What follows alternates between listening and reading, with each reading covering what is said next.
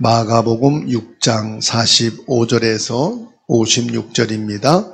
예수께서 즉시 제자들을 재촉하사 자기가 무리를 보내는 동안에 배 타고 앞서 건너편 벳세다로 가게 하시고 무리를 작별하신 후에 기도하러 산으로 가시니라.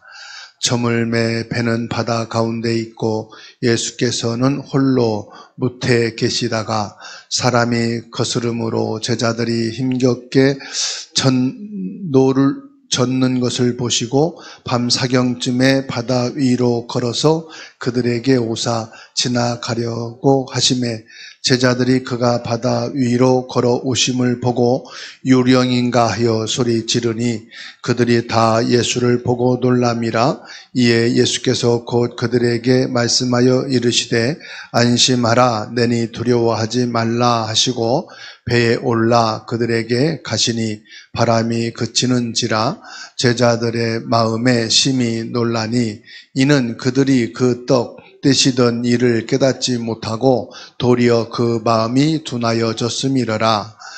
건너가 게네사렛 땅에 이르러 대고 배에서 내리니 사람들이 곧 예수신 줄 알고 그 온 지방으로 달려 돌아다니며 예수께서 어디 계시다는 말을 듣는 대로 병자를 침상째로 메고 나오니 아무데나 예수께서 들어가시는 지방이나 도시나 마을에서 병자를 시장에 두고 예수께 그의 옷 가에라도 손을 대게 하시기를 간구하니 손을 대는 자는 다 성함을 얻으니라.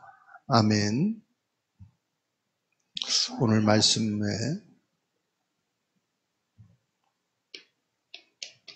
마가복음 6장 45절에서 56절의 말씀을 통해서요, 예수님께서는 제자들을 먼저 배를 타고 보내시고 무리들을 다 일일이 배웅해서 흩어지게 하고 난 다음에 예수님께서 기도하기 위해서 혼자 산에 계십니다. 예수님께서는 모든 사역의 중심이 뭐냐? 기도였어요. 그래서 언제든지 예수님은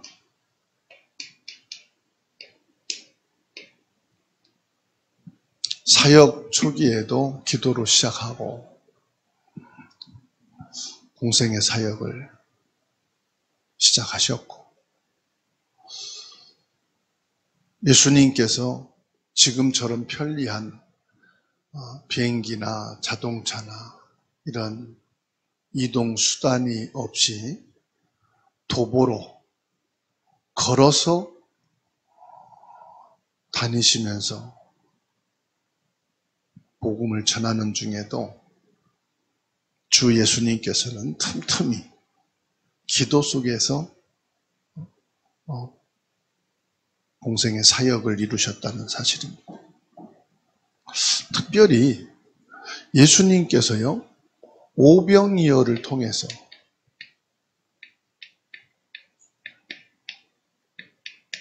남자만 5,000명, 부녀와 아이들을 합하면 2만 명, 2만 5천 명이 넘는 그 사람들에게 기적을 행하셨어요.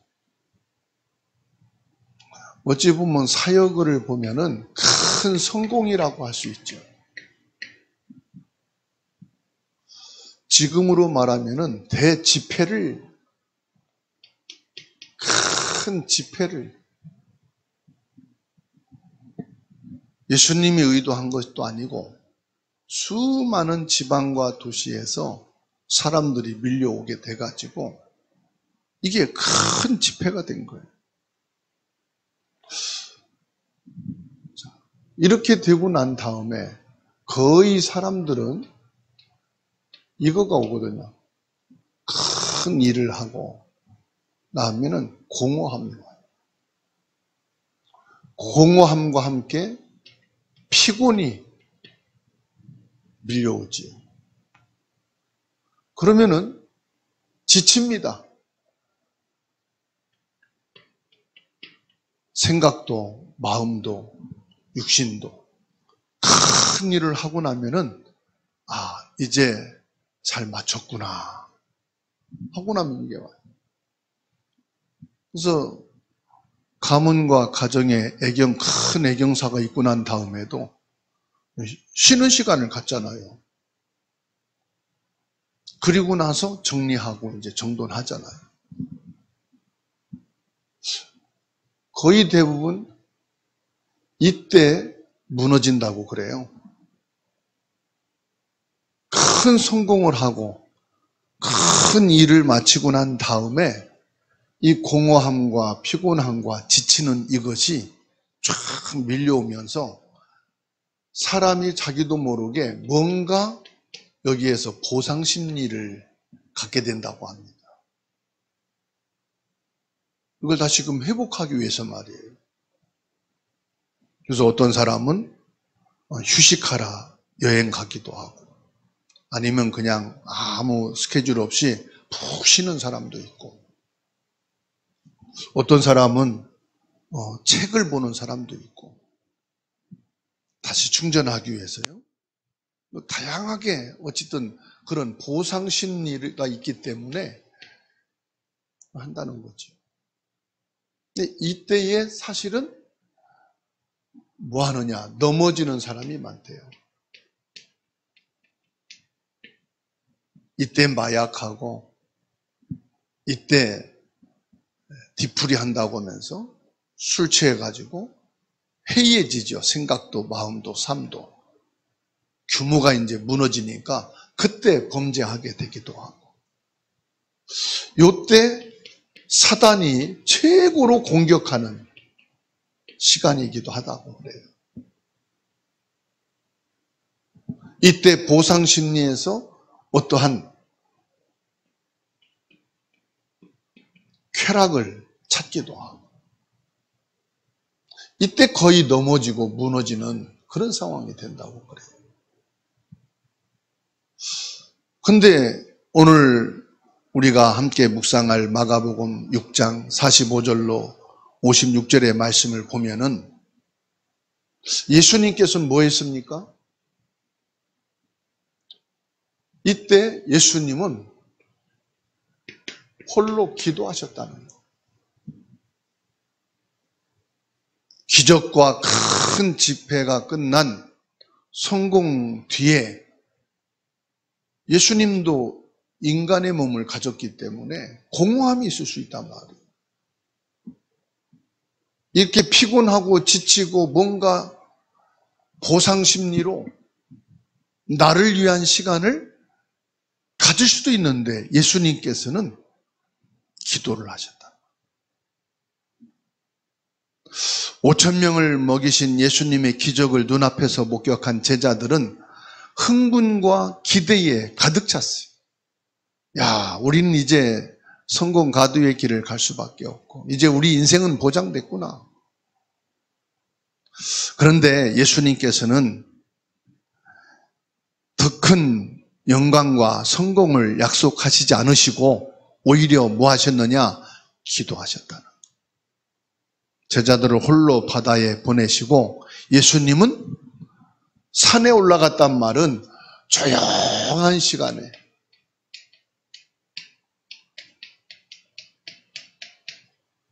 조용한 시간이라는 말은 무슨 말입니까? 혼자만의 시간, 하나님 앞에서는 깊은 시간을 가졌다 이 말. 이게 뭐냐? 하나님 앞에 집중의 시간을 가졌다. 그게 산이든 집이든 교회든 상관없어요. 왜 예수님은 이 중요한 시간에 혼자 계시기를 원하셨을까요?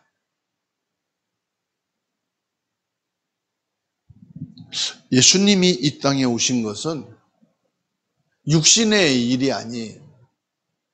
세상에 없던 업적을 남기고자 하는 게 아니에요. 하나님의 뜻을 이루기 위해서 이 땅에 오셨어요.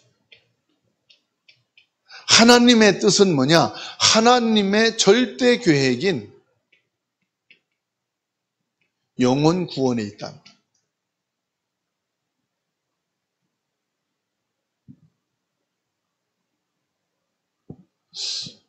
예수님께서는 이 땅에 오신 목적이 이 하나님의 뜻, 절대 계획을 이루기 위해서 오셨기 때문에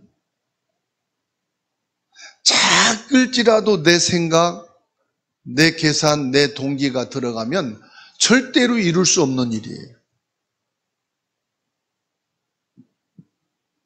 하나님의 능력으로, 하나님의 말씀으로만 할 수 있단 말이죠. 그래서 예수님은 기도의 시간을 가졌다.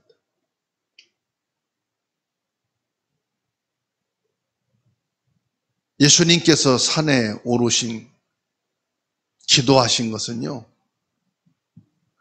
예수님은 바로 기도의 본질이에요. 어떻게 기도해야 되느냐, 무엇을 놓고 기도해야 되느냐, 그건 다 서론이고요. 기도의 본질은 예수 그리스도예요. 그 예수님께서 뭘 위해서 기도하셨느냐?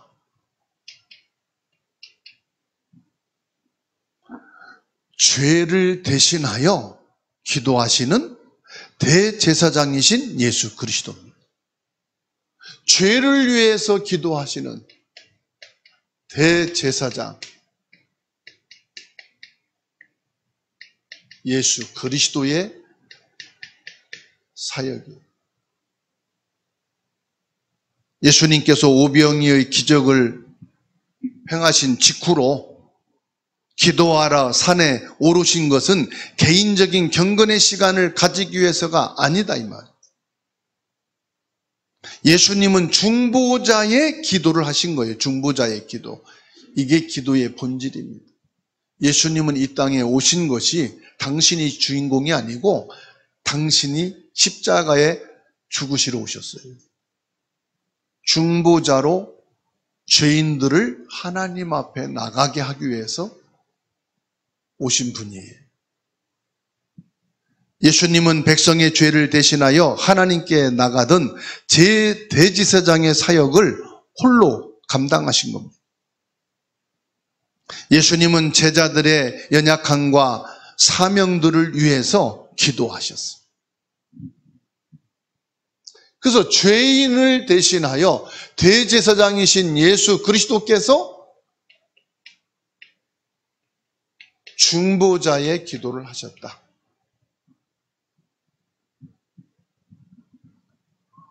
우리를 위해 항상 살아계셔서 기도하시는 우리의 대제사장이신 예수님이심을 믿으시기 바랍니다.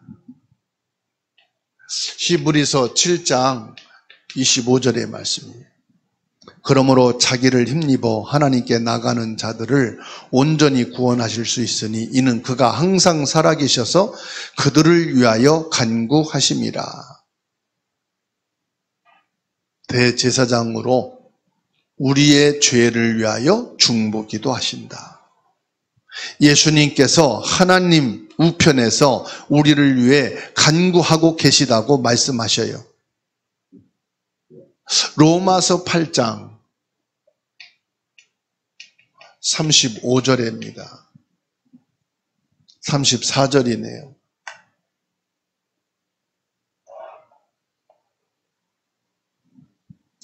누가 정죄하리요? 죽으실 뿐 아니라 다시 살아나신 이는 그리스도 예수시니 그는 하나님 우편에 계신 자요 우리를 위하여 간구하시는 자시니라. 예수님의 모든 기도는 죄를 인하여 사단에게 잡힌 우리를 대신하는 중보 기도이고요. 예수님의 기도는 병들어 죽는 우리를 위하여 대신 중보자로 기도하시는 거고요. 예수님께서는 우리의 영혼을 구원하실 자로 대제사장이 되셔서 예수 그리스도의 사역을 위한 중보기도였어요.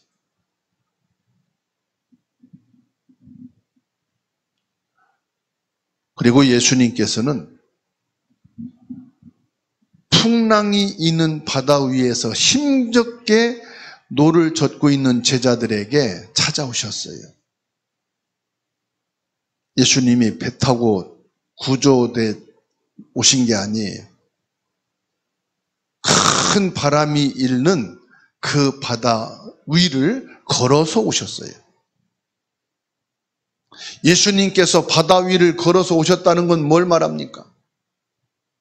예수님께서는 죄와 사망의 권세 이기신 예수 그리스도다 이 말이에요. 예수 그리스도는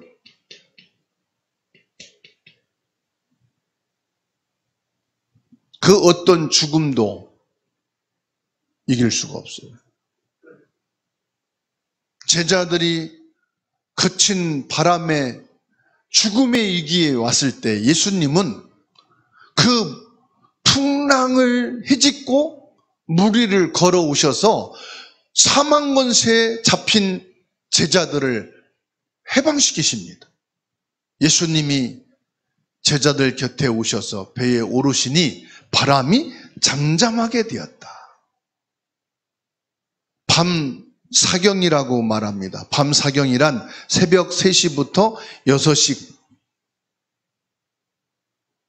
칠흑 같은 어둠 속에 거친 풍랑과 싸우고 있던 제자들. 뭘 말하지요? 우리 인생은 이렇게 어둡고 거친 풍랑과 싸워야 되는 때가 있어요. 어둡고 거친 이 세상에서 갑작스러운 문제와 사건과 경제와 사람과의 갈등이 잔잔하다가 갑작스럽게 어떤 문제로 틀어지고 갈등이 생기고 피차간에 상처가 되고 원하지 않는데 여러분 인생에 매일매일이 밤사경은 옵니다. 여러분 항상 칠흑 같은 어두움에 새벽 3시부터 6시는 항상 와요. 매일마다. 그럼 매일마다 저와 여러분에게는 그런 위기와 갈등과 어려움은 올 수 있다는 것을 생각하시고 뭐 해야 되느냐? 기도를 해야 돼. 나 자신만 잘 믿고 나 자신만 열심히 살고 나 자신만 아무 문제 없으면 된다? 그러면 좋겠지요. 그런데 그렇지가 않아요. 그래서 예수님은 중보기도 하신 거예요. 제자들을 위해서, 무리들을 위해서, 그 시대의 종교자들을 위해서, 불신자를 위해서, 목 잡는 양같이 방황하는 무리들을 위해서 예수님은 끊임없이 중보기도한 거예요. 왜냐? 그들이 전부 다 기도의 대상이요, 영혼 구원의 대상이요, 예수님께서 그들을 만나줘야 될 대상이기 때문에 예수님은 중보기도를 놓치지 않으신 거예요. 그렇다면 저와 여러분도 자녀를 위한 중보기도 놓치면 안 돼요. 경제를 위한 중보기도, 국가와 나라를 위한 중보기도, 교회와 성도를 위한 중보기도. 이 풍랑은 단순한 자연현상을 넘어서 죄와 사망의 권세에 갇힌 인간의 절망적인 상황을 지금 보여주고 있는 것이다. 얼마나 큰 절망입니까? 갑작스런 파도와 갑작스런 죽음의 위기가 몰려왔을 때 여기에서 의연함과 담대함과 평안함을 유지할 사람은 얼마나 될까요? 인간의 힘과 노력으로는 이 절망을 결코 이길 수가 없습니다.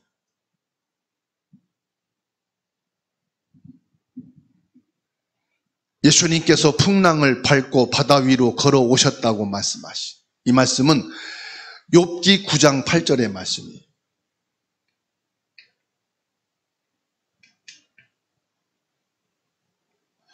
욥기 9장 8절에서 그가 홀로 하늘을 펴시며 바다 물결을 밟으신 것이다 그랬어요. 뭘 말씀합니까? 창조주 하나님이시다 이 말이에요. 만물을 다스리시는 분이시다 이 말이에요.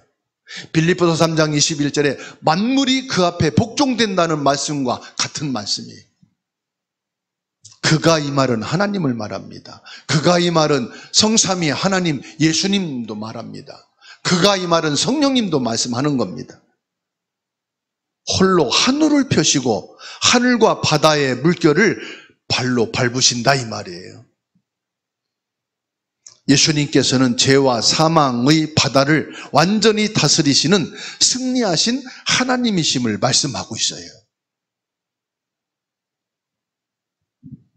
예수님께서 제자들이 유령인가 하여 두려워하고 있을 때 뭐라고 말씀합니까? 내니 두려워 말라.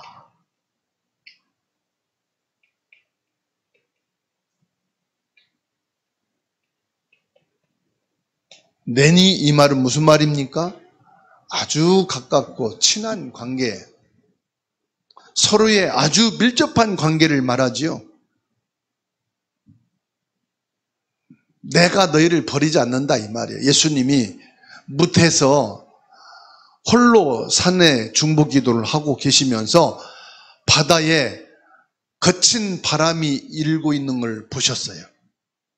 제자들은 배를 노를 저으면서 지금 그 죽음의 위기를 벗어나려고 사투를 벌이고 있는 거예요.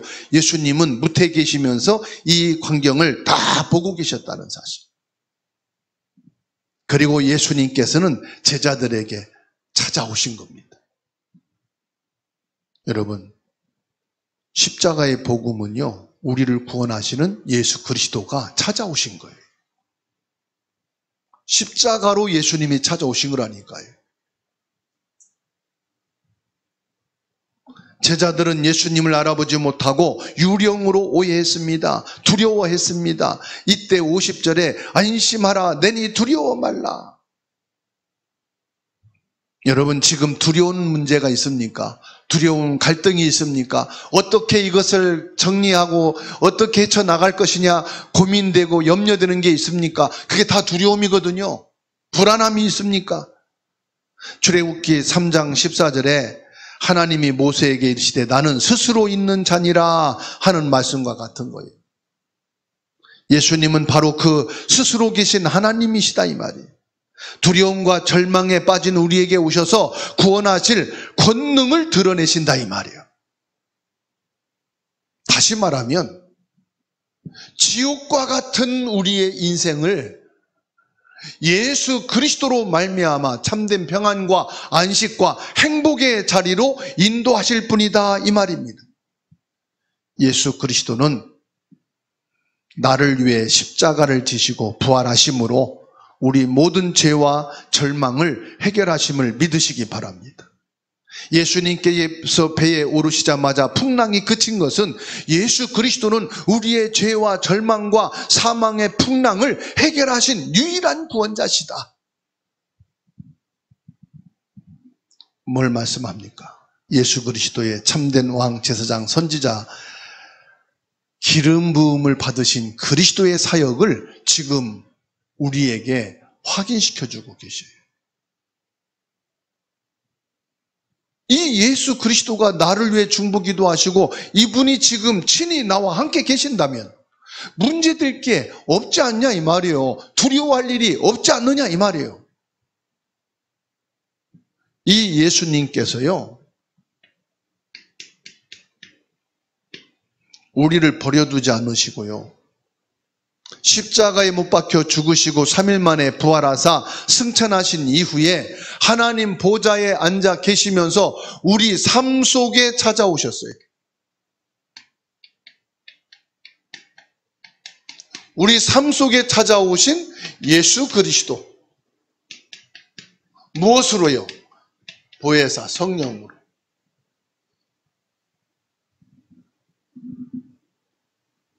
제자들을 따로 먼저 배를 타고 벳세다로 보내시는, 제자들이 자기들끼리만 지금 배를 놓쳐서 바다를 건너가고 있다고 생각하죠. 그런데 예수님께서는 이들을 홀로 두시지 않습니다. 제자들이 힘겹게 노젓는 삶의 풍랑 속에서 하나님께서는 끊임없이 우리를 위해서 기도하시는 중보자 예수 그리스도. 예수 그리스도께서 저와 여러분들에게 와 있는 절망, 이것을 해결하신. 주님이 나와 함께 계시는 이유는, 성령으로 지금 내게 임재하신 이유는 절망을 이기시고 내 힘으로 해결할 수 없는 죄와 사망의 바다 위를 걸어오셔서 저와 여러분들을 승리하게 하신 분이다. 예수 그리스도만이 우리의 참 뭐가 되신다? 소망이 되신다, 이 말이에요. 돈을 쌓아놨다고 그게 소망이 아니에요. 돈이 있으면은요, 그 돈을 보고요, 자식도 달려와서 빼먹으려고, 꽃감 빼먹듯이 형제들도 와서 빼먹으려고. 눈 뜨고 정상적인 사람은 다 와가지고 그 꽃감 하나씩 내놓으라고.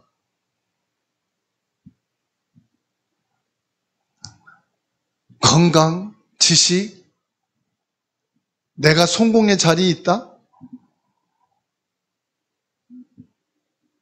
세상 사람들은 보이는 게 그거밖에 없기 때문에 하이에네처럼 달겨들어서 그거를 뺏어가려고.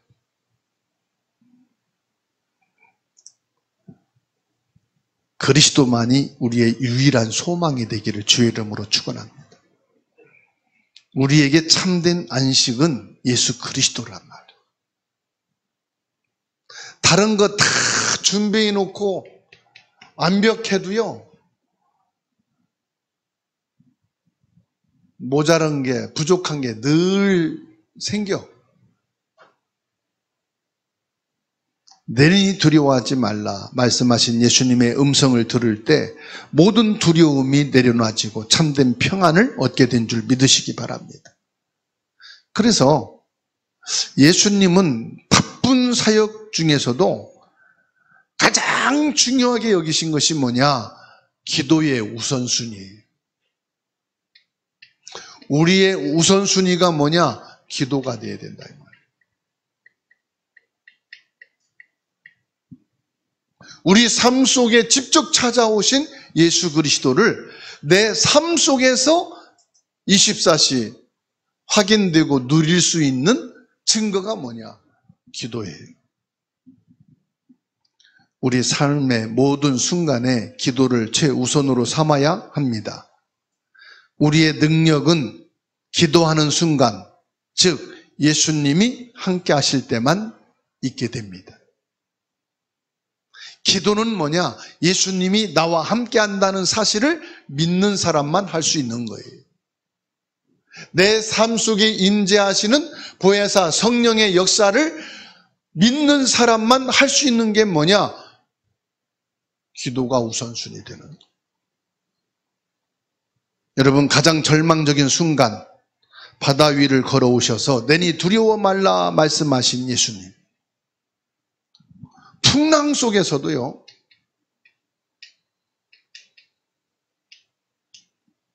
확신을 가지시고, 우린 불신자가 아니고 세상 사람이 아닙니다. 삶의 풍랑은 나를 두렵게 만들고 절망하게 할 수 있습니다. 그러나 예수님은 혼자 계시지 않으시고 힘겨워하는 그 순간에도 나를 바라보고 계시고 내 안에 나와 함께 계시는 것을 믿으시기 바랍니다. 그래서 여러분, 어려움과 문제, 갈등이 있잖아요. 혼자 갈등하고 고민하지 마시고 기도하세요. 그리고 이 문제와 어려움 속에서도 예수님은 나와 함께 계신다. 이 말은 뭐냐? 이 속에 답이 예수님께 있다. 이 문제 해결이 예수님께 있다. 확신 가지시라.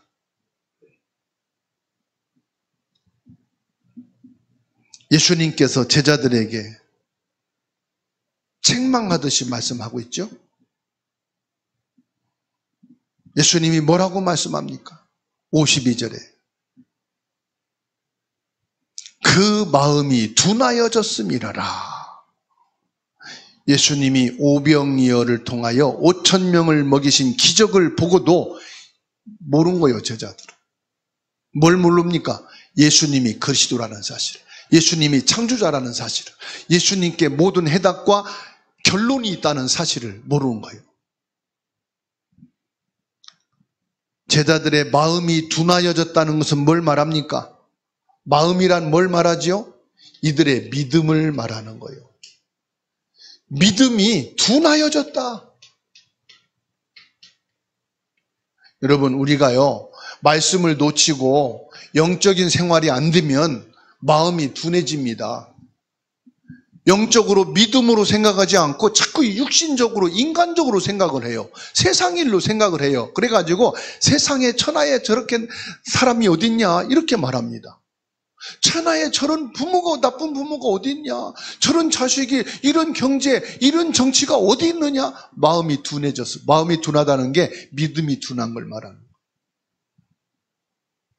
제자들은 오병이의 기적을 직접 보았음에도 불구하고 예수님을 그리스도로 보지 못했다.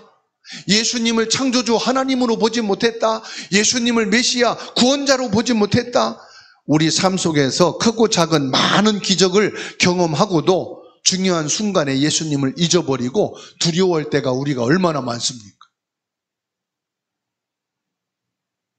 우리는 날마다 말씀과 기도로 우리의 마음이 믿음으로 깨어 있어야 되는 줄로 믿으시기를 바랍니다. 결론입니다. 삶의 풍랑 속에, 신앙의 풍랑 속에, 인생의 풍랑 속에 저와 여러분들은 뭘 해야 될까요? 우리 인생에 많은 풍랑이 있단 말이에요. 이번 주간에도 우리는 어떤 풍랑을 맞이할지 모릅니다. 이 풍랑은 내 속에서 일어나기도 하고요, 사람을 통해 일어나기도 하고요, 경제를 통해서 일어나기도 하고요, 정치인을 통해서, 환경을 통해 일어나기도 해요. 어디에서 풍랑이 내게 올지는 아무도 예측할 수가 없어요. 그런데 괜찮아요. 우리는 풍랑을 보는 게 아니고 풍랑 해결하는 게 목적이 아니에요. 이 풍랑을 주관하고 다스리시는 예수님을 바라보시기 바랍니다. 예수님을 바라보자.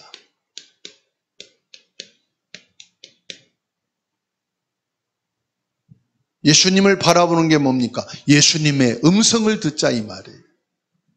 예수님의 음성이 뭡니까? 하나님의 말씀 아닙니까? 요한복음 6장 16절로 21절에 예수님이 제자들을 찾아오신 목적을 말씀하고 있어요. 에베소서 6장 15절입니다. 우리에게 오신, 예수님이 오신 목적. 6장 15절. 에베소서 6장 15절에 뭐라고 말씀한지 아십니까? 평안의 복음의 신을 신으라. 예수 그리스도의 복음은 우리에게 평안을 주시는 거예요. 풍랑으로 죽음의 위기, 사망, 죄와 사단의 권세에 놓여있는 제자들에게 예수님이 찾아오셔서 내니 두려워 말라, 평안하라 이 말이에요. 네가 나를 믿으면, 나를 알면은 평안하게 될 거다. 그렇죠? 집에 불이 붙어서 지금 타기 시작했는데 소방관이 막 와가지고 끄기 시작해. 두려움이 이제 사라져. 피를 흘리고 막 죽어가고 있는데 응급실에 가서 지혈을 하고 이제 정상적인 맥박이 돌아오고 호흡이 되면은 그때서 이제 가족들이 안심을 해. 아, 이제 좀 위기를 벗어났구나. 내니 두려워 말라 이 말은 뭐예요? 평안이. 예수님이 누군지를 알라 이 말이에요. 마태복음 10장 12절에 그 집에 들어가면 뭐 하기를 오라 했어요? 평안하기를 빌라. 평안을 빌라고 말씀했어요. 그래서 여러분 집에 들어가실 때 우리 집에 주의 평안이 있기를, 여러분이 만나는 사람에게도 이 사람 마음에 주의 평안이 있기를, 교회에서 예배드리면서도 만나는 분들에게 주님의 평안이 있기를. 시편 46편 1절에서 3절까지 읽고 마치겠습니다. 시편 46편 1절에서 3절 말씀. 읽습니다. 하나님은 우리의 피난처시요 힘이시니 환난 중에 만날 큰 도움이시라. 그러므로 땅이 변하든지 산이 흔들려 바다 가운데 빠지든지 바닷물이 솟아나고 뛰놀든지 그것이 넘침으로 산이 흔들릴지라도 우리는 두려워하지 아니하리로다. 아멘. 무슨 말입니까? 땅이 변하고 산이 흔들려 바다 가운데 빠진다. 무슨 말이죠? 어마어마한 지진과 화산 폭발이 일어나서 불바다가 되어도 두렵지 않다. 바닷물이 솟아나고 뛰는단 말은 무슨 말입니까? 태풍 같은 환난과 핍박과 어려움과 갈등과 시험이 있어도 그래서 내가 감당하지 못할 이 바닷물이 넘침으로 산이 흔들린다. 그럴지라도 두렵지 않다. 왜요? 1절에 하나님은 나의 피난처시고 나의 힘이시고 환난 중에 만날 나의 큰 도움이시기 때문에. 그래서 예수님이 마지막으로 주신 말씀이요, 요한복음 6장 33절이에요. 이것을 너희에게 이르는 것은 너희로 내 안에서 평안을 누리게 하려 함이라. 세상에서는 너희가 환난을 당하나 담대하라. 내가 세상을 이겼노라. 승리자는 예수 그리스도. 그 예수님이 응답받으려고 산에 기도하러 가신 게 아니다. 예수님은 뭐로? 중보자로 기도하러 가셨다.